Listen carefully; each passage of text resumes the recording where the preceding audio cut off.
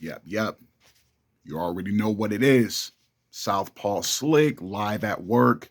And the question of the day comes from one of my Instagram followers. And he asked, why do people like to get drunk and high? Or what is the main reason for doing it? He himself says he doesn't do anything. He doesn't drink, he doesn't smoke, and he doesn't understand why people waste their money on getting inebriated. And me myself, let me get this out of the way. Me myself, I drink, I smoke weed and cigarettes. Definitely need to cut out the cigarettes. Maybe cut back on the weed too, if I'm being honest. But actually, I kind of already have. But then I fell right back in. I fall right back into it too. Like I was like, I'm just gonna smoke on the weekend, and then bam, I'm smoking every fucking day. You know what I mean? Like right after work, pretty much.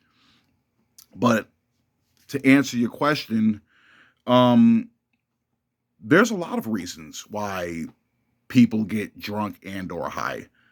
Um, for one, because it feels good. To be honest, it feels good, especially being high. It's just relaxing. It's calming. It like puts you in like, like a different mind state. You know what I mean? Like everything, like Wiz Khalifa, everything is better when you're high. When you play the game, when you listen to music, it sounds better. When you eat, it tastes better. Just everything is better. To be honest, you're more chill, you're more laid back. Being drunk, same thing. It just feels good. If you don't get too drunk, obviously, if you get too drunk, that's when you feel like you got bitten by a fucking black mamba or some shit. You know what I mean? And if you get a hangover, and like me, I haven't had a hangover in years. The last time I had a hangover was maybe, I think like 20, like 12, 13. And I got so fucking drunk that I literally woke up with the right side of my face in my own vomit. And I don't even remember how the fuck I even ended up like that. I got that fucking drunk. And like I said, my whole body was numb, but my head was hurting like a bitch. And it's like, it was the craziest feeling. Like literally, like my whole body had a tingling sensation and my head was just hurting, just throbbing pain. And that was the worst fucking hangover I ever had. But I haven't had a hangover since then. It's been years, like pretty much like 10 years. But yeah, for one, it feels good. Two, it's a stress reliever, or a way to cope with depression, even though it's temporary. Like they say, drown your sorrows away or smoke your pain away. You know what I mean? Like it only works temporarily. You get what I'm saying? But sometimes that's better than nothing for some people. Um, for people that are like socially inept or super introverted, it's a way for them to loosen up. I'm saying like in a social setting. If you're at the club, if you have a get together with friends, I'm saying, of course, it's drinks, it's food. Like drinks is help you like loosen up a bit. Just helps you become a little bit more social if you struggle in that department. Um, but yeah, this is actually a good question. I say it's to the point. If I drink or smoke, it's like I don't think twice about it. You get what I'm saying? Like I don't really think about it. Um, Me myself, when I do it, it's to feel good. That's it. It just feels good. But also I've drank and smoked because I was down and out. Definitely during the pandemic initially, like when we were like first on lockdown, and I got laid off from my job, and I didn't get unemployment right away. You know what I mean? So I was definitely on hurt. But even after I got it, I'm saying just like that feeling of, you know, being kept away from the world and not being productive or nothing. Like I said, I was just in the house all fucking day. Literally, like I would get up, take a shower, or brush my teeth, take a shower. And as soon as I was done with that, roll up, pour up, literally all day, like from morning to night. I was smoking like a TP and drinking like a fish. You know what I mean? Like day in, day out. It was bad. It was bad. Like I was down bad. That's why I said that's why I put on this quarantine weight. You know what I mean? All that drinking, beer and liquor. Eating, I was like ordering a lot too. I was ordering pizza like fucking crazy. And you already know, like it's a known fact, as you can see on my shirt, you know what I mean? Which I wear this shirt often, by the way. I'm a pizza fanatic. I love pizza. And I was ordering that shit like 3 or 4 times a week. You know what I mean? That was it. In the house, smoking, drinking, playing the game, waiting for my pizza to come, eat the pizza, hop back on the game or on YouTube until I go to fuck to sleep, wake up, rinse and repeat. It was bad. It was bad. But I was really depressed at the time. I was really depressed and I just wanted to feel good and escape, from my problems. But like I said, that shit doesn't, work in the long run, you know.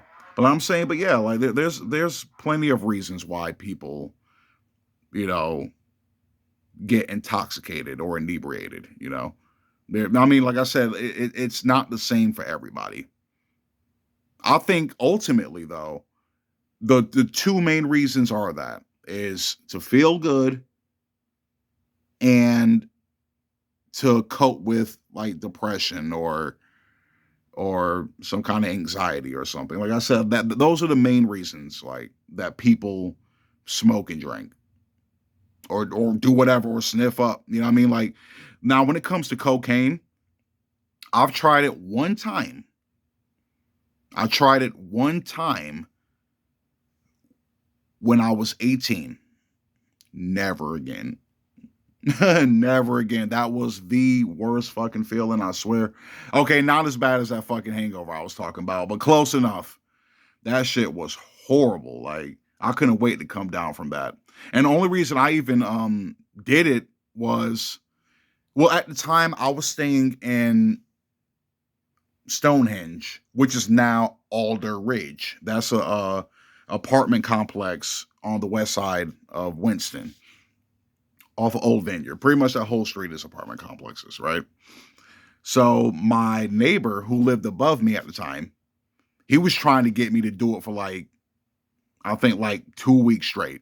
Like every time I would walk out the house, yo, Batman, Batman. That was my nickname at the time. Yo, Batman, like, yo, let's come up here. I want to show you something. Like, you know what I mean? And that's when he started talking about the coke and everything and showing it off. And he's like, yeah, like I want you to try it. I said, nah, I don't do that shit. Like I said, I just smoke.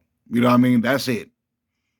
And that's what I really did at the time. I drank, but not that much.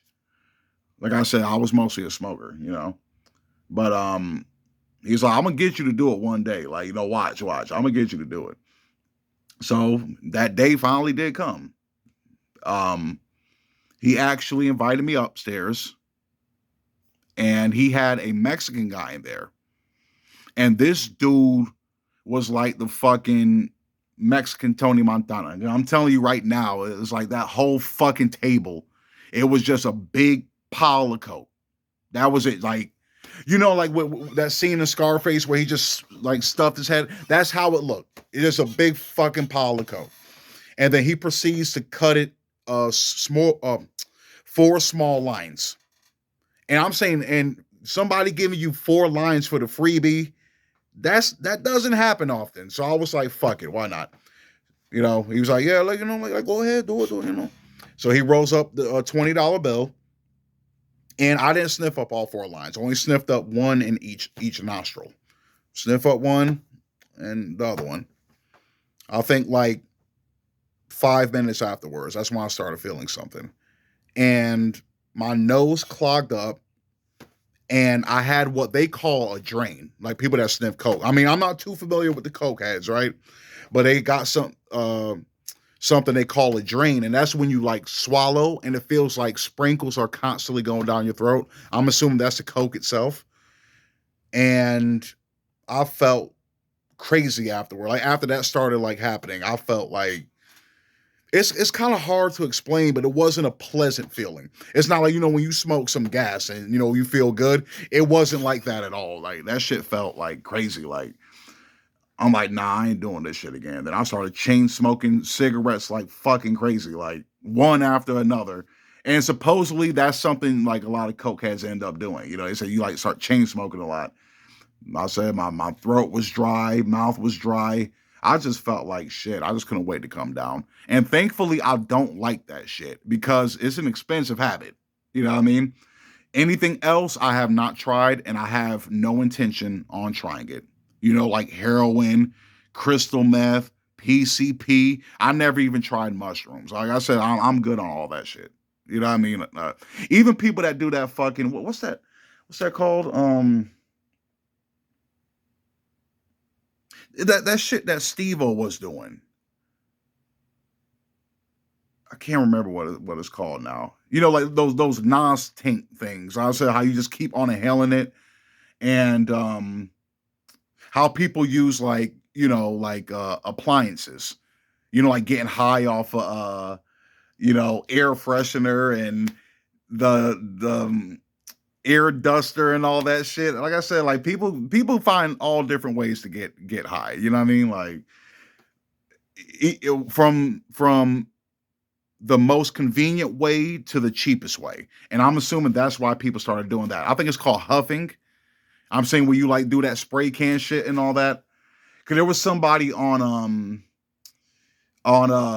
intervention. And there was a chick on there years ago, and she was addicted to that air duster shit. Like she would go to fucking, I think like Staples or something, and she would buy like 7, 8 cans a day, and she'd just be sitting at home, like sucking on that shit like a fucking straw. Like I'm like, damn, like people that desperate to get high. And I'm saying I was mad young at the time, so I don't think I did anything like around that time. So, but yeah, that's pretty much my thoughts on it. That's the main reason why people get high because it feels good and trying to cope with depression or anxiety. So there's your answer. Southpaw Slick, I'm out.